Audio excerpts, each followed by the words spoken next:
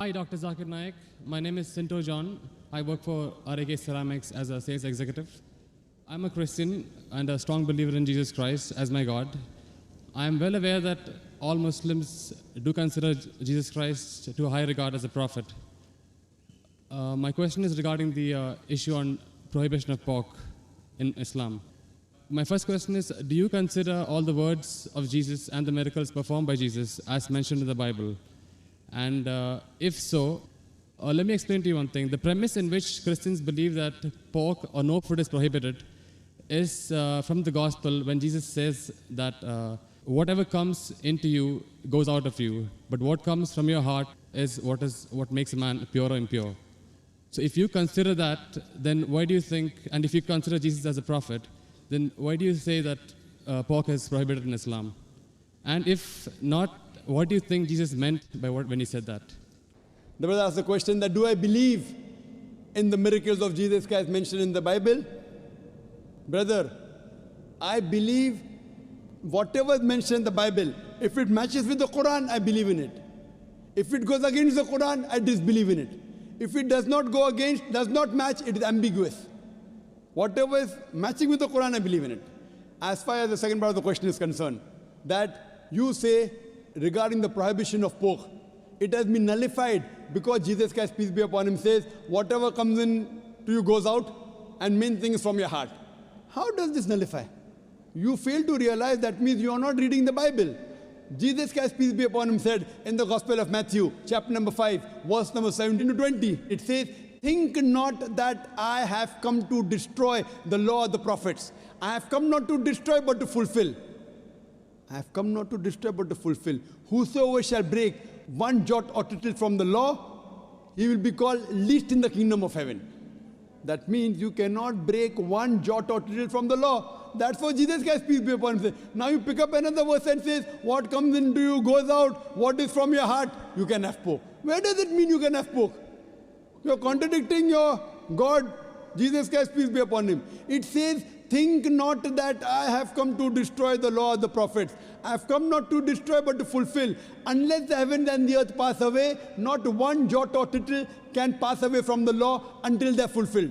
And whosoever shall break one law or tittle, he shall be called least in the kingdom of heaven. Whosoever shall keep it and teach men the same, they shall be called great in the kingdom of heaven. Unless your righteousness exceeds the righteousness of the scribes and the Pharisees, in no way shall you enter the kingdom of heaven. So if you want to go to Jannah, you have to be better than the Jews. You have to follow each and every commandment of Moses, peace be upon him. This is the teachings of Jesus Christ. Gospel of Matthew, chapter number 5, verse number 17 to 20. Okay, if that is so, then what do you think he meant when he said that whatever you eat comes in, whatever comes in out and goes out of you, what is from your heart is what decides what is pure or impure? It is simple. What comes in goes out. What's the problem in that? No, whatever you eat goes out. Is there any problem in that? No, it was asked in relevance when Jesus' disciples were questioned by the Jews that why are they not following the traditional ceremony of washing their hands before eating food.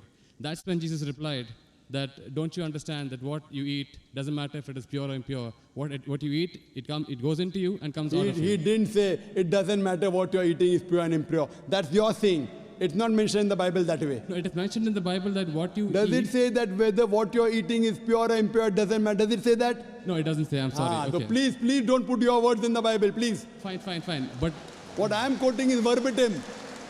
Fine. You can check up. I'm quoting from my memory. I don't have the Bible in front of me. But you're saying, you're putting your words into the Bible. No, but he definitely said that what you eat comes out of you. Of course, what you eat has to come out.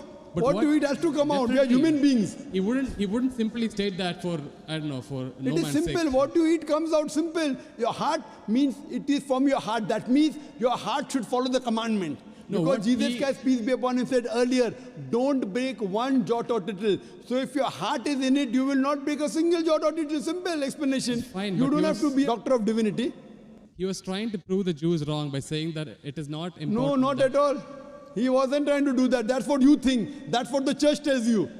It's plain black and white. Jesus said you cannot break one jot or tittle from the law. So where is he telling the Jews to break the law of Judaism? He's not telling that. He is not giving any indication for the Jews to break the laws of Judaism. He is telling them to obey it. It is your understanding of the Bible. Nowhere does the Bible say that. He did think that the Jews were not completely obeying the laws. Correct, I agree with you. They were not completely obeying because they did not believe in the fulfillment of the Messiah. Because the Jewish scripture says there's a Messiah to come. We Muslims, we believe in it. The Jews don't believe. So he was trying to explain to them, I am the Messiah. But that doesn't mean he was trying to break the laws of the Jews. He was trying to fulfill. Think not that I have come to destroy the law of the prophets. I have come not to destroy but to fulfill. Simple. I am asking you, do you have pork, brother? I'm sorry? Do you have pork? Yeah, occasionally. That means you're not a good Christian. You're not a good Christian. Even occasionally you break one law or a tittle, you shall not go to Jannah.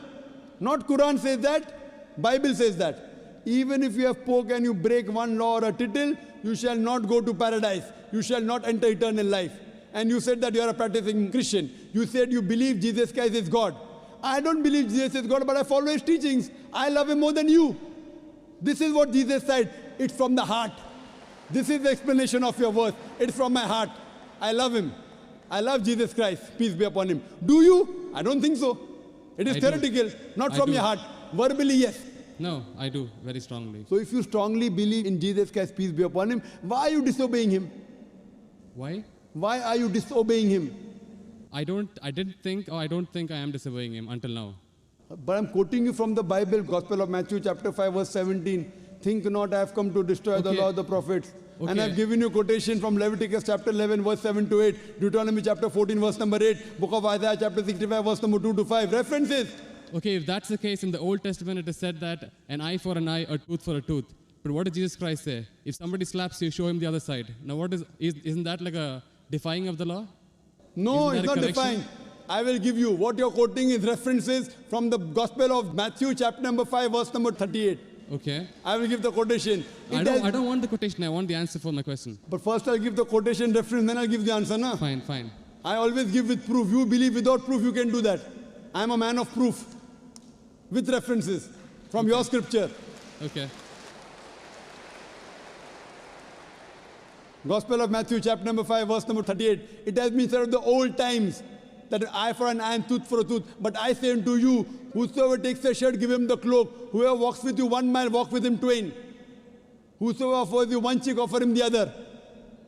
That's it. It doesn't mean that he's going against it. But he's showing it has been said of the old times. But those two laws don't correspond. They are totally different. They're totally against each other. But those things, what Jesus Christ, peace be upon him, said, it's time to get remedy. People misunderstood.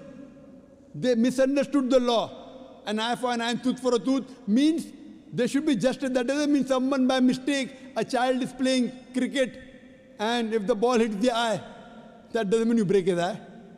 People misunderstood the message. He was correcting it. Same way how you misunderstood the message that Jesus said had pork. Where did he say have pork?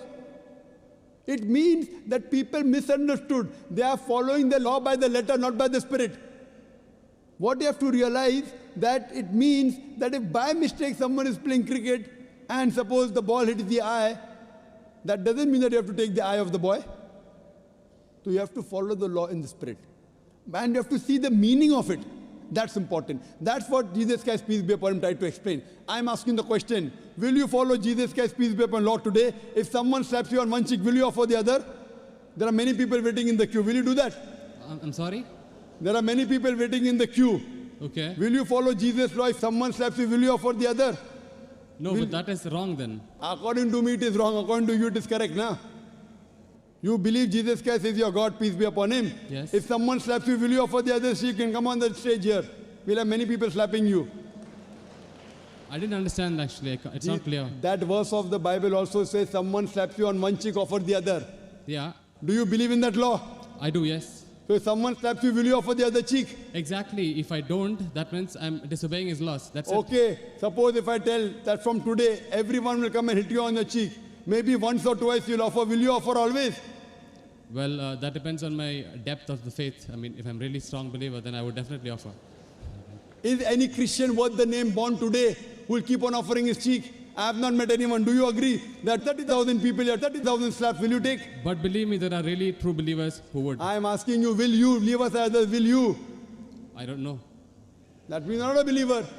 That's No, I what don't you know is realize the it question. is. I don't know is the Therefore, answer. what we realize that every prophet came and for remedy. Today, Muhammad Sallallahu Alaihi Wasallam has come And he said, depending upon the situation, if it's by mistake, an eye for an eye, tooth for a tooth is wrong. If it is required, sometimes you can offer your cheek, but not always. If you offer the cheek, where is justice? If that way someone kills you, you allow them to kill again. Is this justice? It's not justice at all. Depending upon the situation, you have to keep on changing. Therefore, I say that I believe in the teachings of Jesus Christ, peace be upon him, which match with the Quran. If it doesn't match with the Quran, what I say, it's an interpolation, it's a concoction, it's a fabrication. Because everything written in the Bible is not the word of God.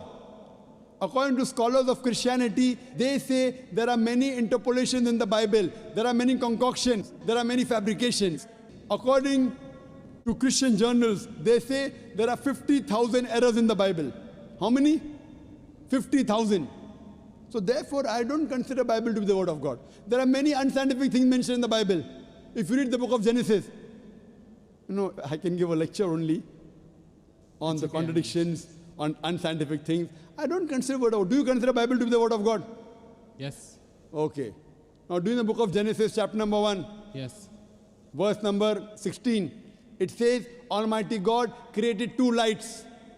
The greater light, the sun, to rule the day. The lesser light, the moon, to rule the night. Bible says the light of the moon is its own light. Do you believe in that? The light of the moon is? Is its own light. Do you believe in that? No. That you don't believe in the Bible. Bible says in the book of Genesis, chapter number 1, verse number 14, Almighty God, He created the earth on the third day, created the sun on the fourth day. That means the earth and vegetables came before and sun came later on. Do you know science, brother? I'm sorry? Do you know science? Yes. The Bible says earth came first and then came sun. Is it correct? I don't know. No. Scientifically, is it correct? The earth came first and? Then the sun came. Earth came on the third day, sun came on the fourth day. Is it possible? We know the sun is the parent body in the solar system. All the planets that revolve around the sun, they are the bodies from the sun. You know the Big Bang? Yes. So it is created simultaneously. But the Bible says earth on the third day, along with vegetables, sun on the fourth day. How can the vegetables survive without sunlight? Is it possible? If God can make it that way, why not? But do you believe in that? See, what God can do, but will God do something which is wrong? Illogical thing God will do. See, reasoning with God, I don't think it is in our scope. It is beyond our scope. It is not in your scope, but in the scope of human beings like me. God has to be logical. You can't be illogical. Then if you say illogical, then you believe every monkey, any stone, any tree is God. But what what our brothers in India do, everything is God for them. And then you say, don't argue with God, don't reason with God. So then you start worshipping the stone also. Brother, you can't be illogical. Seek ye the truth shall free you. Thank you. So hope you seek the truth, brother. Sure.